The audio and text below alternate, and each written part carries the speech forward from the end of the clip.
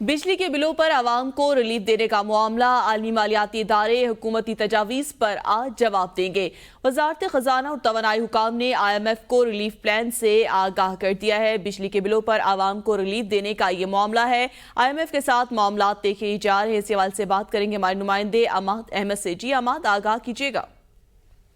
जी बिल्कुल, बिजली के भारी भरकम बिलों ने जहां आवाम की नींदें उड़ाई हुई हैं और वो एहतजाज कर रहे हैं, तो दूसरी जानिब हुकूमत की तरफ से जो है वो आवाम को रिलीफ देने के हवाले से मुख्तलिफ तजावीज़ का भी जायजा लिया जा रहा है और इस हवाले से मुख्तलिफ इजलास भी मुनक्किद किए गए हैं। इस हवाले से ज़राए का कहना है कि वजारत खजाना और तवानाई हुकाम ने IMF को एक रिलीफ प्लान से आगाह किया है और बिलों में रिलीफ से गर्दिशी कर्जों, वसूलियों और IPP को अदायगियों के जो असरात हैं उस बारे में IMF को ब्रीफिंग दी गई है। जबकि IMF की जानिब से जो इन तजावीज़ की रोशनी में जो जवाब है वो आज मुतवक्के है।